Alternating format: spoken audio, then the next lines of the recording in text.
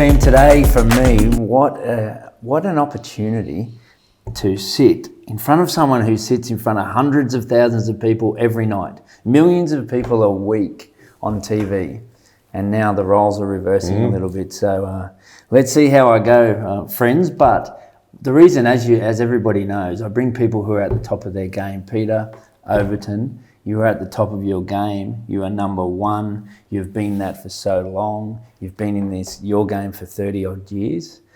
Thank you so much for your time. Nothing is scripted here. No. Nothing is scripted. I like that. This podcast for me is, I always ask people, when I'm talking to you, I'm thinking, how can this help someone else, the listener? Yeah. So in and amongst the conversation, understand that I'm always trying to get little nuggets of gold out of you around your lessons in life that may help accelerate someone else's career or inspire them in some way. Hayden, usually I do the interviews and I always get a sense of nervousness when I'm being interviewed. So I tend to talk a lot, so you might have to put the brakes on me a bit. Don't be afraid to interrupt me. No, well, that's perfect. So a lot of people know you, what they see every night, but I love starting with getting to know where it all started. Just quickly, so nobody has to go and Google and Wikipedia you. Like, tell me a little bit about your story and then we just go for it. Well, I was born in England. My father met my mother at Royal North Shore Hospital. Dad was a doctor, Mum was a nurse. They went to England. Dad did his specialty, anaesthesia, and I came along and moved back here. Been here, I'm nearly 58. And I went to Lane Cove Public, North Sydney Boys High, Macquarie University. I studied economics there and communications.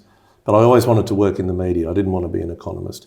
So when I was 15, I got some work experience at radio station 2UE, which was a juggernaut back then, and got on air aged 18 and never looked back. I love people's stories, and that's, I think, the foundations of why I'm still in the game. Been at 933 years, and I just love people's stories. Well, you just make a great point. It's a love of it. That's a foundation. So there's some real gold in that alone, you know. Well, everyone has a story, Hayden. Yes. Everyone has a story, whether it's the waiter at the local pizza shop, that when I go on date night with my wife, she says, Peter, are we going to interview the waiters tonight or are we going to talk? Yes. But everyone has a story, and sometimes they can really surprise you when you hear about it, or the cabbie who is actually a former doctor from another country or whatever. I just love learning about people. I've learned a lot about you talking off camera. I guess I worked that out straight away. The way we were talking, we were just sharing each other's story right from the start. So now I'm going to delve into some little inspiring little parts of your story. When you say you went to work experience at 15, what was that like, and do you remember any lessons you learnt or any people that influenced you back then? Well, certainly people who influenced me, the late John Brennan, who was known as Mr. Radio, the King of Radio. He was the one that gave me the opportunity.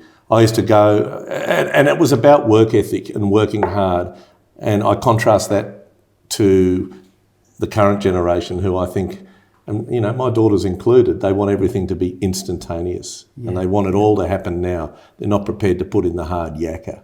And I put in the hard yakka, and he inspired me. I used to sit in the studio after everyone had gone home on a weekend, after a 12-hour day on Saturday, 12-hour day on Sunday, all for free, collating sports results, and I'd read news scripts and I'd record it and I'd leave the tape on his desk, and for 12 months I didn't hear anything back, and then one day the phone rang at Mum and Dad's. There were no mobiles then, and he said, "You're on." I said, "Have you listened?" He said, "I've been listening and you've been getting better and better. You're on." And I'll never, ever forget it. So John Brennan was my inspiration and gave me my start. Right, okay. And then the practice. Like you said, you wanted, not everyone is born so polished at speaking and presenting. I wasn't polished, I promise. So talk to me about the practice. Well, I'd sit in there and I'd read news scripts and I'd listen to them back and I'd go, oh, that's ropey. And I'm sure I was ropey when I was first on air. And even now I try. Every night, Hayden, I am working to get better, whether you're a footballer and a high-performance coach, so you know that in a player or in your role, I'm always wanting to come off air going, gee, that was good, or gee, I handled that problem really well. Like the other night, all the technology just exploded in front of me. And I just put my head down and said, because we were an earpiece, and producer a floor up, I said, where would you like me to go now? You know, this is a team environment.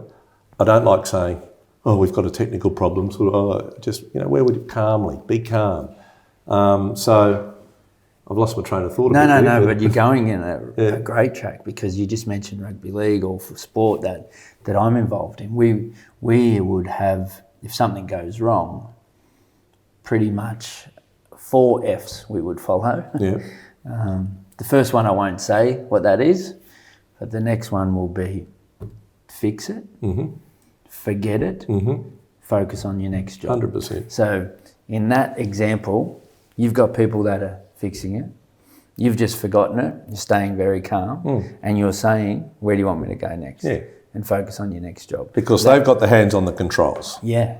While I'm in charge on air in terms of, you know, what I say or what I do is what's going out to you in your home, I also have a team around me, and I love having a team that I trust. Yes. Because it brings the best out in me, and then when it does hit the fan, I can simply say, because I trust them, where would you like me to go now? Perfect. And the punters at home love a mistake. I love that. Of course, of course. So when you say team, what is behind such a production team? I mean, we have a producer here with a couple of cameras and lights, but I dare say Channel 9 News is a bit bigger. Talk to me about preparation for a show. Okay. Well, it's 24 hours a day news, and I'm listening to, believe it or not, I'm listening to the radio news at 2 a.m, 3 a.m. I love it. I'll flick onto the papers on my phone if I can't sleep. But at Channel 9, we've just moved recently into a state-of-the-art building in North Sydney, and we're a huge company now. It's not only television, it's radio, it's newspapers, it's Stan, it's Domain, it's huge. Yeah. But we've got this super newsroom. It's massive, and it's full of producers, full of digital producers, social media producers, chiefs of staff. When I know what's going on early in the day, what we're looking at, I get to work, you know, usually 11ish. I love to be part of a team. I sit on a massive desk as part of the team. Yesterday, for instance, I was, you know, in constant conversation with the executive producer and the supervising producer and the deputy news director about the lead story. I didn't think the lead story was the right one, and we all had a conversation. So it's that environment where everyone has a voice, and I've worked in the newsrooms where only one person has the voice, and that was the boss, and it wasn't a great way. It's everyone has a voice. Now that voice can come from a news editor, it can come from a news cameraman, it can come from anyone who says, what about this? Or have you thought of that? And if I can tell you a story, I was in South Korea, I should say, driving to the airport after doing a story with a wonderful Korean War veteran from Australia. And I was talking to the producer about how we'd start the story, and he said, why don't we start it like this? And the sound man said, what about doing it like this? And we went, yeah, what a great idea. The sound man. Yeah, creative, invested in the story, invested in what we were doing. And that's how we began the story, with his idea, sitting in a minivan with all our gear, travelling to Seoul Airport, heading to the next destination. Brilliant. You know, talking to you in this environment is like what I'm used to seeing in sporting environments. The best head coaches do that. Right, is that right? Like Ivan Cleary, Trent Robinson, those two of my heroes. Well, there you go. So I feel good about that. Yeah, well, I've been privileged to work with both those men, but their way of leading and collaborating with a group of staff and building the staff up. So the best leaders are building everyone up and building the staff up. And you just mentioned like sitting around and collaborating. Those guys will do that with their staff all the time. And you know, Hayden, the thing that irritates me is when certain people say, I don't like that, fix it, I don't want that, or a report hasn't gone as well as it should. I'll find my way to that person, that young reporter usually, and say, are you okay? Because, you know, there might have been a bit of pushback. But I said, have you thought about doing it this way? Or have you ever thought about having a look at it from this perspective? So they have ownership. I'm just feeding them a thought from me. And then they grow a leg or whatever. And I think that's the way to manage people, because I think criticism and shouting doesn't work. And I don't like being shouted at. Anyone shouts at me, shut down on them. Yeah. It will not, and that's happened to me in the past, where I just shut down. It doesn't bring the best out in me at all. Yes. I don't like sniping. I don't like negativity. Yeah. Well, I'm really enjoying this chat because you think like a head coach thinks. Even the way you said you just deal with a staff member brought back a memory of myself working with Wayne Bennett in 2008 that I'll cherish forever. And Wayne would do that. I was fairly young, and he would do that to me. He'd come up and say, "I really love that drill you were doing there. Could you try this with it tomorrow? If you do this with it tomorrow, that's going to take us to the next level." But the way he would owned it. Yeah, he would let me own it, and he would make me feel 10 foot tall. And you know, like the end of the series, it was a World Cup with the Kiwis at the time, and he would sign you a book and say, you know, you make a difference or whatever, and you realise you did make a difference, but it's because of him and the way he made you. Yeah, and he becomes that leader that even to this day, I love the man. You know? Well, you can go two ways, can't you?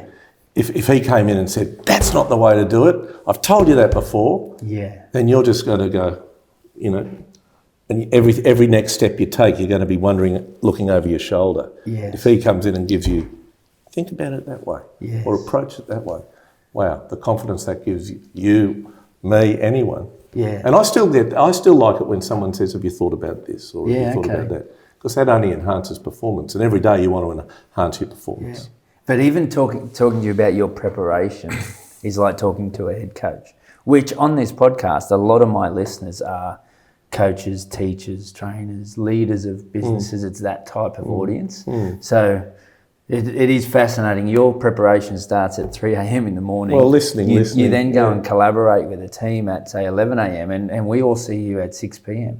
Yeah. Well, I think also so I always think I'm a journalist who can read auto cue well. Right. And so you've got to know what's going on, because if there is a technical failure, or they say to you in your ear, "Hey, the Prime Minister's available in 3 minutes about X, Y, Z," and it's happened where I remember interviewing Kevin Rudd about a health policy that had just been signed off at 1 minute to 6 in Western Australia, I think, or somewhere, and you've got to be across it. But that's enjoyable. That's why you do the job, is to be immersed in the information and the things that make your country tick. Yes.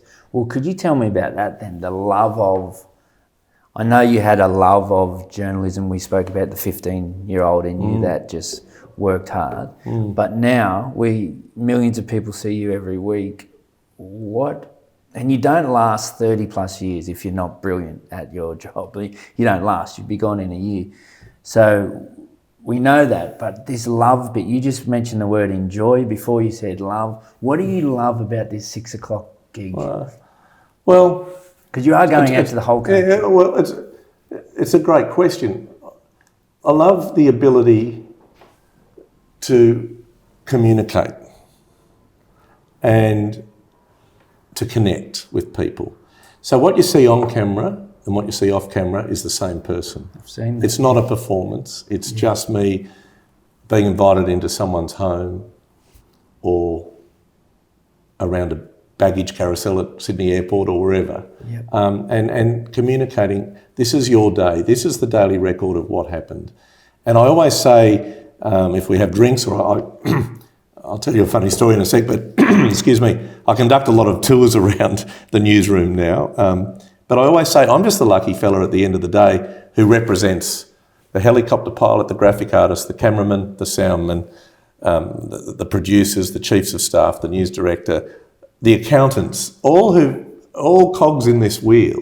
Yeah. I'm just the lucky bugger who sits there at the end of the day and represents all their hard work. Yeah. And that's the way I look at it. But I do love communicating. And then when you're out and about, people are very generous of spirit. because in news it's longevity and you are being invited into someone's home. And one of the big moments that it really hit home for me, and it actually wasn't when I was doing the news, it was when I was a reporter for 60 Minutes.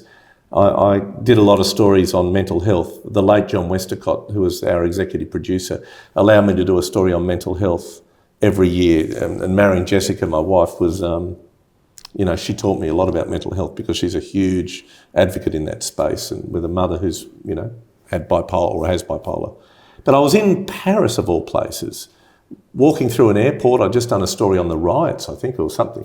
And this young woman came up, she was Australian, she said, "Peter, thank you so much for doing that story on youth suicide or on your mother-in-law's bipolar. That's my mum, my dad, my brother, my sister, my grandson, whatever."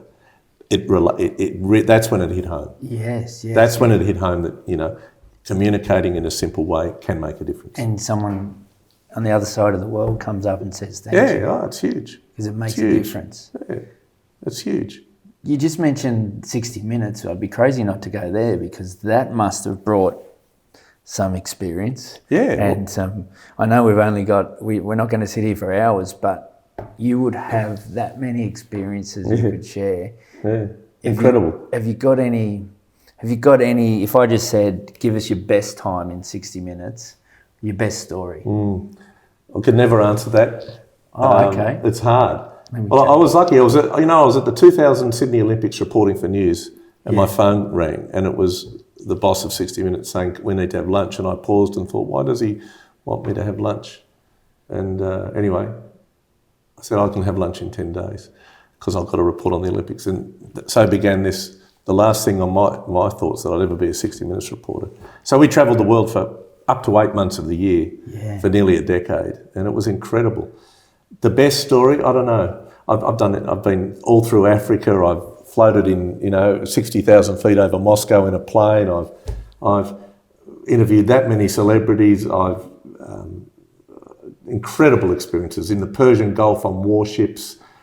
But often I'll take it back to people who I've met who I think were the stories that inspired me the most. So there's a guy called Nick Vujicic. I've done 3 stories on him, born without arms and legs. Right. He lives in Los Angeles. He's a preacher now, but he phenomenal attitude to life. Phenomenal. Okay. And I remember on the end of a long trip, 5-week trip, we had to go to LA to do Nick. And I was sort of reading the brief thinking, okay, well, this will be interesting. Well, man, we hit it off like there was no tomorrow. And we sat on the beach at Malibu, and I said, "What are your dreams, Nick?" He said, "I'd love to fall in love. I'd love to meet someone, get married, and I'd love to be a dad." And then we kept in touch, and he rang me and he said, "I've got some news. I've got married." I said, "Wow, can we come back?" He said, "Righto." Took a bit of persuading. So we went all the way back to LA and married this beautiful woman, told the story of their love story, all this vision that he gave us. We sat in the same spot on the beach, this time with her, as the wife. And I said, "What are your dreams as a couple?" "To have children." And she said, "We've actually got some news." Anyway, they now have 4 children, and we've been back again. And sat on the same beach again, and with all these kids running around. Inspirational story. Chris O'Brien, the head and neck surgeon, died of a brain tumour, the worst brain, terrible time. Inspirational human being. Yeah. Interviewed him from diagnosis to his state funeral. And another great one was Paul de Gelder. You might remember him. He was the Navy diver that was attacked by the shark in Sydney Harbour, lost arm and leg. Yes, yeah. And he was a tough, he was like a clearance diver, which is sort of the SAS of the Navy. Yeah. And I'll never forget how tough he was when I first met him because we got the story. Anyway, loved meeting him and loved almost shepherding him into a little bit more softness as he, had to deal with losing his limbs, and he's an inspiration. So I think they're my favourite stories. Yeah, okay. Inspirational people. Well, part of this podcast is I try to get people's stories that will inspire. So we must follow up on some of those stories and relive them, because I noticed I did a little bit of homework on you on YouTube. There's a lot of little clips there, and I found always the Defence Force type ones you were really into, you're very passionate about. Yeah, well, it's interesting you say that. I'm a wing commander in the Royal Australian Air Force. I saw that. Reserve. Talk to me about that. No, well, I never knew that until I prepared to come here this morning. Yeah. Talk to me about that. Well, I love defence, and I love the men and women in defence, and a lot of stories with 60. You know, I've been to a Persian Gulf on warships. I've been on patrol boats for the asylum seekers, and you know, when they were patrolling up, incredible. But I've met incredible human beings. And that was my takeout when I always left these stories. I felt that, so much respect you have for them. Yeah, and then I ended up getting, I was asked to sit on a National Defence Force Council for employers supporting their reservists, and I did that for, I don't know how long, 7 or 8 years. And then I host these big functions at the War Memorial, honouring employers who support their reservists. And one night, this fabulous Air Commodore with more gold on scrambled eggs on his cap than from the Air Force came up to me and said, would you ever think about joining the Air Force Reserves? I said, no. He said, well, think about it, because we'd love to have you. And cut a long story short, their centenary was coming up, and he came to Sydney and we talked about it, and I was recruited. I went in as a wing commander, and I have had the most fabulous experiences, from flying in Hercules to hosting the Chief of Air Force changeover to doing all sorts of things. And my take, like all sorts of things, and my takeout every time is the people. And I go back to Channel 9 to the newsroom, and I did officer training school back in 2022. And I went back to the newsroom. That was 8 days of a fire hose of information being poured down our throats. I was with trauma surgeons and lawyers and engineers, all drawn from we're specialist capability officers. So, yeah. and we're all put together because we bring a specialist capability to Air Force. Yeah. And it was the most awesome week of my life. Fascinating. One of the best podcast episodes I've really enjoyed was with a pilot named Matt Hall, who ended up winning the Red Bull Air Racing, but he fought fighter jets. Yeah, amazing. And his story, I'll send you the podcast. There's basically 8 seconds or he was dead. Wow. And he's flying over Baghdad. It was midnight, and he was flying for the American Air Force. And there's 2 people in the jet, and the person behind him says, there's a missile locked on. I don't know what the language was, but there's a missile was locked on them. And he turned the plane and he had a look, and it was there. So he did whatever and had another look, and he actually said, I had goosebumps, I still do thinking about it. He said, I thought, we could be gone here. And he did some sort of manoeuvre, and the missile went past. Wow. Like it was, wow. And this is in $100 million jet. Yeah. And I was blown away. But then getting to learn how he prepared, how he stayed calm, how he backed his training. And it was fascinating. I'll send you the episode. Please. He was, and I actually then went and had a little joy flight with him. Mm-hmm. He does some joy flights up near Newcastle, obviously in a different level of plane, and he reenacted it for me. Wow. It was fascinating. It sounds like a scene out of Top Gun. Yeah, it was really good. But it is about backing yourself and backing your training and backing your muscle memory. So when I host election coverages or whatever, or the Queen's funeral or whatever, I put in weeks and weeks of preparation of soaking up information. Yes. And then you are nervous before the coverage and nerves enhance performance for me. And but then you're on air and I've got this because you've done the prep. Yes. You've trained yourself. Okay, you just mentioned Top Gun. I have to go there because if you YouTube the first thing pops up, it's Tom Cruise. Mm-hmm.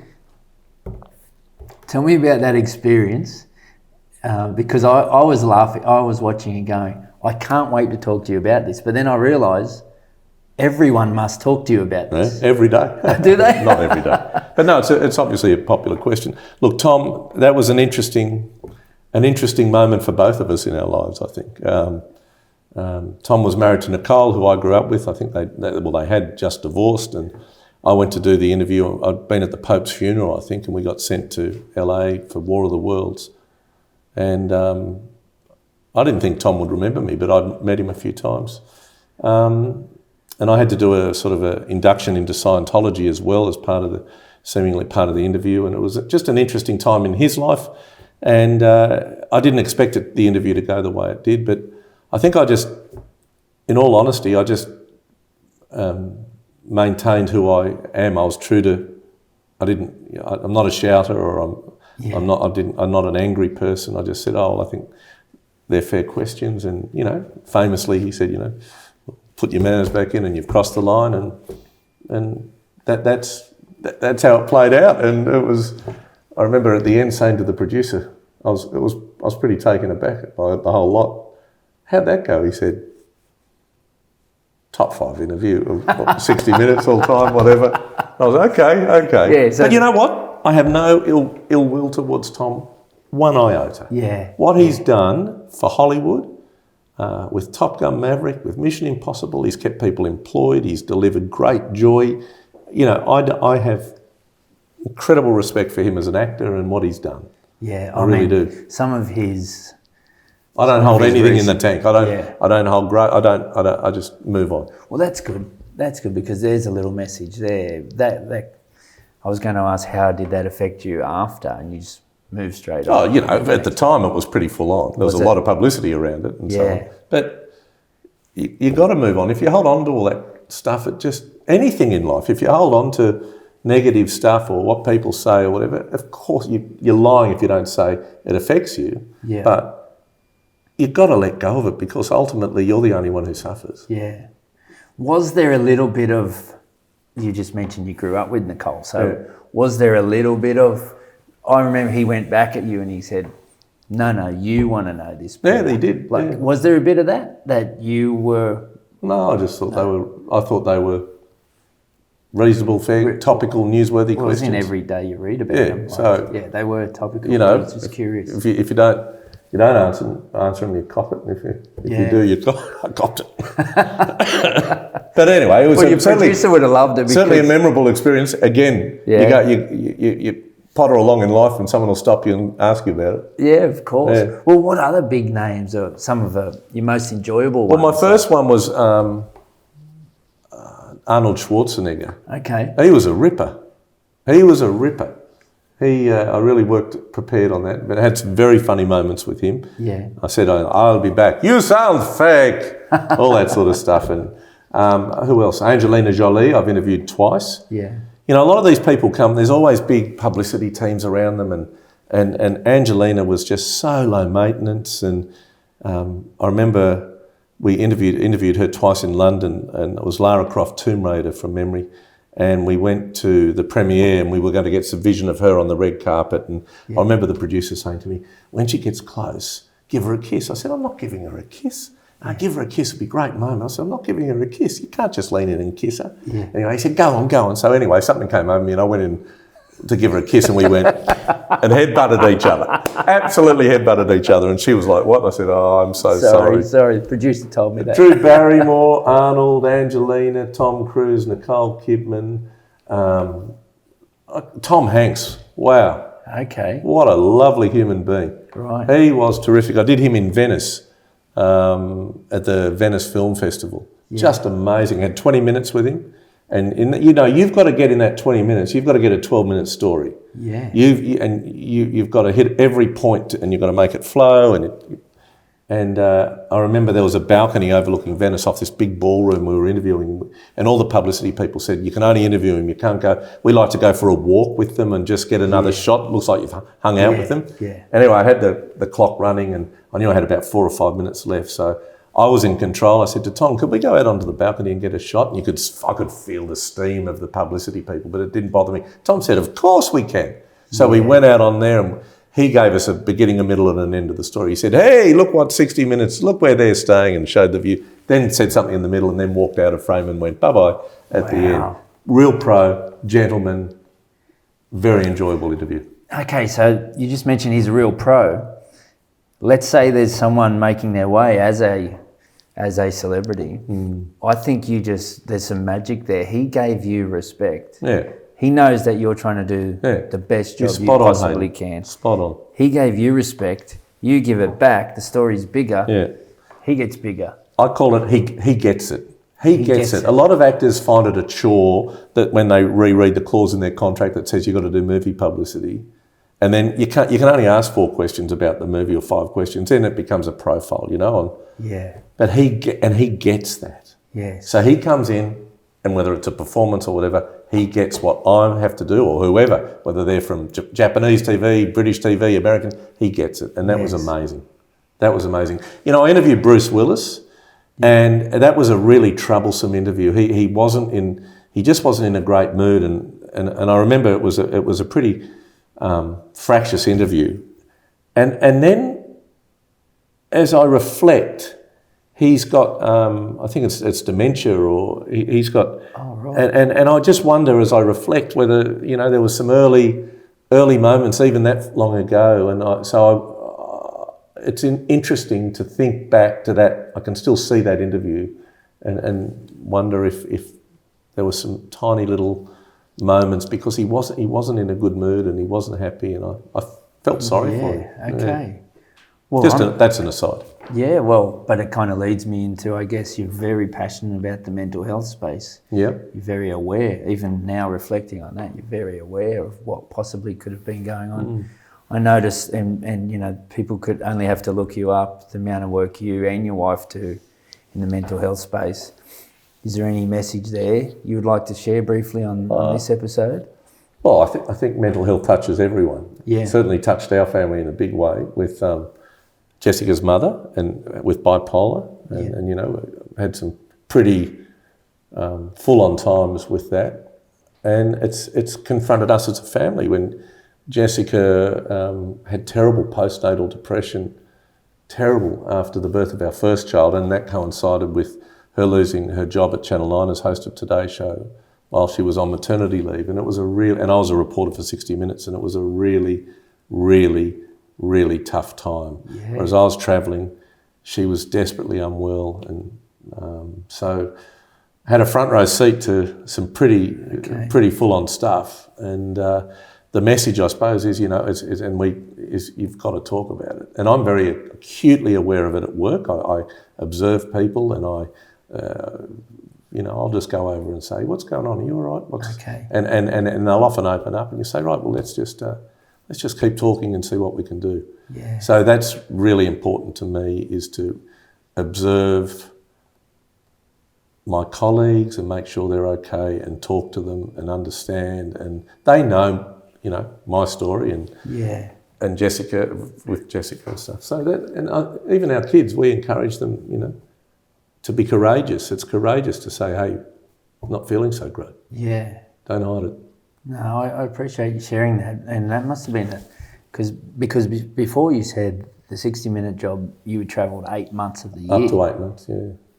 So, and then your wife was going through that. That must have been awful. So, and then is that why you stopped 60 Minutes? No, just things changed at 9, and they wanted me to go into the news, and yeah. So no, it wasn't the reason, but 60 Minutes was great in terms of I confided, with my bosses, and they were great in managing. And Jessica's a big advocate and speaker on this topic now. Yeah. She has been for years and years. Who's the better presenter in front of the TV? Do you ever have a little comment? Like, what do the kids think, mum or dad? Well, because her role now is Channel 10, right? No, she's not in TV anymore. She's not in TV anymore. No. She was Channel 10? Yeah, Jessica was at Channel 10 for many years. She read the 5 o'clock news with Ron Wilson for a long time, at least a decade, I think. Then she was at Studio 10 after the Today Show. Yeah. But now she's got a great business called Crap Housewife, which and that's one arm of her business, and the other arm she does a lot of speaking. Right. And that's taken her to places like Singapore, all around Australia. Yes. So who's the better presenter? Put it this way. I say to the kids, "You're lucky you've got my looks," and they go, "We do not. We've got mum's looks." So we'll answer it like that. That's imagine she was presenting news at 5 o'clock into people's homes, and you popped up at 6. Well, I'll tell you an even better story. When we were both at Channel 9, someone said, "Oh, we'd like you two to host the Today Show," and I said, "You are kidding me! What a great way to ruin a marriage, ruin 2 careers, and ruin a program. No way in the world." Yeah. So, Peter, you do a lot of stuff for charities. Yeah. Now I know there's so many that you do that people wouldn't even know about, and because you don't do it for that. But what does this mean to you? Because it must take up a lot of time. Yeah. And it's an interesting question because I've got teenage daughters and I'm out a lot, hosting functions or whatever. And not that long ago, I came home one night and my 14-year-old, who is articulate, tells you how it is. There's no sugarcoating. Yeah. Great young woman. She said to me, Dad, geez, you're good how you help all these people. Yeah, you do a great job helping all these charities and these people. And she paused and she said, don't forget us. And it sat me on my backside like there's no tomorrow. Yeah. I was like, wow. I said, do you feel I'm out a lot? She said, yep, and we're here. Don't forget us. So I'm actually, it's important now after 35 years of doing it to start winding it back a bit. Yes. Because teenagers, you can't have that time back. You can't then sit when they're long gone and, married or whatever and go, oh, geez, wished I was there for that. Yeah. And that's what she's taught me now. I'll tell you another story about Giselle. Her music festival at her school is magnificent and she plays the French horn. Right. And every year they have it at the Opera House, the music festival. And she said to me, because I work on a Sunday and it's on a Sunday night, you go to Simon, who's my news director, and you tell him that on this date you will not be reading the news because you will be at the music festival for your daughter, Giselle. Wow. I said, it's Sundays are important. She said, no, nothing's more important than you being in the audience watching me perform. I need you there, Dad. Yeah. So I went to Simon and repeated it word for word. I hadn't even finished. He said, of course you go. Of course. He's really good with family and stuff. But it's only, I must say, Hayden, in the last handful of years that maybe that's because, I've done well in my career and I feel that I can do that, maybe. But it's also really because the kids have gone, bang, this is how it is and we want you. And to have your kids engaged with you, and I think I'm a really good dad and I know Jessica's a really good mum, and them saying, I want you there is like winning the lottery. That's a great story, and you just kind of bring memories back for me. I've got teenage kids myself, and I was doing a job once which involved living away with the team, and I'd only come home once a weekend. At that stage, my youngest son was only 10, but I got a tip-off from Mark O'Mealy. Yep. Great player, who would go and visit my son's school and inject a heap of love of rugby league into those young kids. So he was 10 years old, my son at the time. Sorry about the dog in the background. Fine. Just for the audience. I got this phone call. It said, mate, I went to your son's school and I said to the teacher, I pointed out a kid, he said, oh, that boy's struggling a little bit, his dad's not home. It was like a knife just like went through me. I flew home, I was on the Gold Coast, flew home, took him down to the beach and said, what if Dad comes home? And his face and his... Oh, it makes me teary. Oh, and I flew back to the Gold Coast. I went and took two great friends for a beer, Scott Campbell, Craig Catterick. We sat around a beer and I told them just what happened. And Scott Campbell said, mate, you have to go home. Yeah. You can't tell your son you're coming home. You have to come home. And even your bit there with the charities, a great mentor to me and great friend, great man, Rod Reddy. Remember Rod Reddy? Rod Reddy. Yeah. So he used to tell me, because we all like doing good things for other people and charities and things, and he used to say charity starts at home. He used to say charity starts at home, H. And I used to pay out, and he would always throw money in after a game that someone would all put money in that would go to the Westmead Hospital. And I would always make sure, so basically we're having a free dinner anyway, I would always make sure there was a few notes thrown in. And Rocket he'd chuck a couple of coins in. I'd go, Rocket, what are you doing? And he'd go, charity starts at home. Like little people know Rocket does loads of stuff outside. But charity starts at home, you've worked that out. But some of the ones you do, around the brain and stuff. I do motor neurone disease, I do mental health, I do Special Olympics Australia for intellectually disabled athletes. I've been with them since 2001. Right. What else? I do Sydney Children's Hospital, I do a Royal Ride. I go out there. We have a Wall of Fame out there where people with terrible brain injuries and their rehabilitations, they've really done well, and so they tell their story in front of their families and carers and doctors, and then they have a plaque on a wall and their photo and their story. And I was asked about 9 years to do that, and I go out. I've just done it a little while ago. It's amazing. I come home and I think to myself, people's lives change like that. It's the triathlete who's training, who clips the side of a roundabout and ends up with a terrible brain injury. It's the person on the motorbike. It's the person riding the moped over the harbour bridge to work, and a bus stops suddenly, and it's just a real recalibration in your thinking about. And I tell the kids, these are people, these are mums and dads there, and like that, their life has changed. I really respect what you do there with that charity. One of our great supporters of this podcast, Pertec, they're great friends of mine. The owner, Peter Duncan, he does a lot called the Peter Duncan Neurosciences Research Ward at St Vincent's Hospital. It's named after him. Puts so much in. Wouldn't do it for any recognition. No. But that's the key. Very passionate about. I try to do more under the radar. Just do it. Yeah. Just do it. Yeah. And it's actually quite fulfilling to just do it. Yeah. Not do it for any other reason. Is there any hard times where you've had to get over, where there's a little lesson in there about getting over? I mean, there's great lessons before about just forgetting it, moving on, staying calm, focus next job. But was there any hard times in this pretty glamorous career? Glamorous career? Well, glamorous to most people. It's not glamorous. It's just, you know what, I'll tell you, it's funny, we had our 40-year school reunion the other day and people say you've done well, and I go, well, so are you. You're a brain doctor, surgeon, or you're a copper, or you're a nurse, or you're a paramedic, or you've transitioned to from male to female. That's success. Yeah. That's something to be proud of. The only thing is you see me do my job. That's right. I don't see you be a cop. I don't see you be a computer person or whatever. And I'm very acutely aware of that. Things affect you, there's no question about that. I think in news, I'll just use one example. As a news reader, I'm very big on it's up to the person at home to have their emotional reaction to a story as opposed to me imparting that.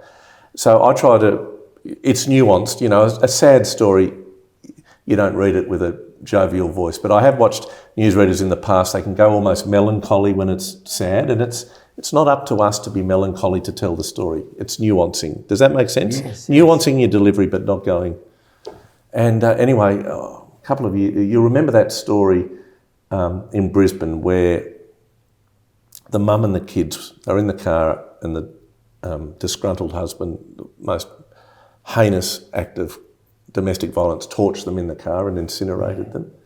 And that was a national story. And I remember it came to the funeral and I read the intro to the story, and the last shots in the story, the reporter talked about the one casket and mum and the girls all in the one casket together, and then came out to me, and I was so upset. I got really wavery in my voice and my eyes were really glassy. I was thinking of my daughters. Yeah. And that's the moment where it's that example that really did affect me in my job. But as someone, I sort of apologised when I went back to the news and I said, no, we're all the same. To be honest, everyone at home would have been the same too. Yeah. And it's just those occasional stories that really, really get you. But that's human too. Yeah. We just also mentioned police officers before. Does the effect that have on you, do they counsel people in the media space? Like, how does that affect you mentally? Because there's so many, as you say, there's so many people in that space, that police space, emergency space, that they have problems later in life. Look, we're very, our employers, Nine, they have, there was a story recently, the greeter bus crash after the wedding, yes, where the bus rolled and it was horrific. Yeah. And we sent a lot of teams up there, news crews. And I remember emailing all the reporters just to check in on them.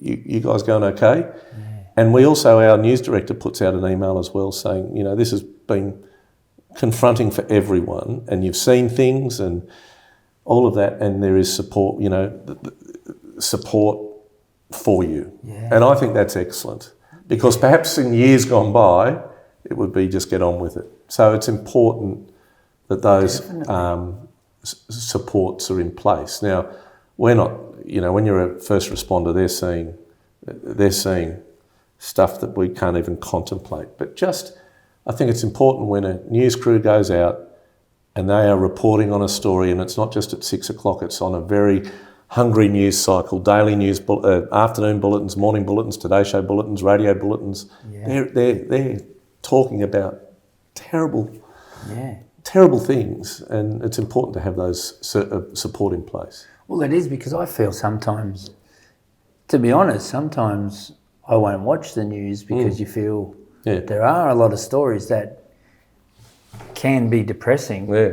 Good evening, here's what's bad about your day. Yeah, then, but for you, you've got to have things in place to deal with that. Yeah, I'm good at it too. I suppose I'm good at, and I'm not on the front line as a reporter anymore. So, but it's that's why, look, you talk about it can be depressing. I remember during COVID, we made our mantra basically was, we report the facts of a big story. Yeah. First half hour of the bulletin usually, but we always used to try and find hope every day. Yes. And that was really important to me, that we had some hope, because we all would, when you'd interview an expert, you question, what do you see? Where do you think this is going to go? Do you think this will end soon? My children want to know, will this end soon? They want to get back to school. So hope. Well, that's a good point, because the country needed you then at that stage. Every night needed some hope. And we were doing bulletins at 11 o'clock at night with massive numbers because of the hunger for information. Yeah. That's the biggest story I'll ever cover in my career. I have no doubt. Right. Yeah. I would love to talk to you all day, but we can't. I mean, you prime ministers, the Pope, actors, Hollywood, like Air Force, defence. Like, it's crazy where we could go. But I would like to finish this a little bit. I did read about your father was in the Defence Force. Yeah. Is that right? You mentioned he was a doctor. Yeah, he was the professor of paediatric anaesthesia for, I think, nearly 40 years at the Children's Hospital at Camperdown. He was the best lesson he ever gave. And the Westmead, but he was also a colonel in the Royal Australian Army Reserve. So he was very chuffed when I went into the Air Force Reserve. Of course, yeah. And look, the best lesson, Dad's 86. I still give him a kiss every time I see him. Saw him yesterday, he and Mum. And, they're getting old in front of our eyes, and you think your parents are bulletproof. Yeah. But Dad is the most caring, invested, beautiful human being. That's why he was a kid's doctor. Right. And people still to this day. I had a paramedic. Dad was one of the founders of the paramedic service in New South Wales. Oh, okay. And he's only up until 3 years ago was still lecturing them. Right. And we all went out. His 10 grandchildren, his 4 children and their spouses and Mum went out for his final lecture. And a paramedic pulled me up out the front of our house the other day and he said, say good day to your dad. He lectured me in 88. Wow. And if I go by an ambulance and it's stopped and they're having a coffee, say good day to your dad. How's your dad? Oh, I love that. Yeah. So Dad's a giver. He is a giver. Great communicator, empathetic. Just do something good for your community is all he wanted us to achieve at school. Just do something good for your community and be happy doing it. And I suppose that's the lesson he's taught us. We can see that influence, mate, and he must be proud now because you are giving. Your community just so happens to now be a country. Yeah, but I'm sure you do it locally too. But I talk to Dad every night on the phone. Do you? Every night. I ring him and we just have a quick chat. And he always says, I'm proud of you, son. Does he? Yeah. How good. Well, thanks so much, Peter. Thank you, Hayden. Really appreciate it. That'll make a difference in many different ways there, but also pretty entertaining as well. I love that chat. Good on you. Lovely to chat. Thanks. Good on you. Some of the best learning you will ever do will be talking and listening over a beautiful glass of red, which brings me to thanking our sponsors at Mortimer's Wines. Mortimer's are a family-owned vineyard in the beautiful region of Orange, New South Wales, Australia. Their historic 150-year-old schoolyard building that is now the cellar door. It provides a great atmosphere to taste their fine wines. Visit mortimerswines.com.au. Some of the best learning you will ever do will be travelling. Give yourself space, time to creatively think, to learn, to meet people, or take a vacation with your family. Give yourself that time. And there's no better person or people or company to help you than the people at Tripadeal. Their experienced agents will look after you from start to finish. They will plan your flights, your accommodation, your car, your excursions, whatever you need. If you want to plan a trip of a lifetime, Tripadeal is the place to go. tripadeal.com.au.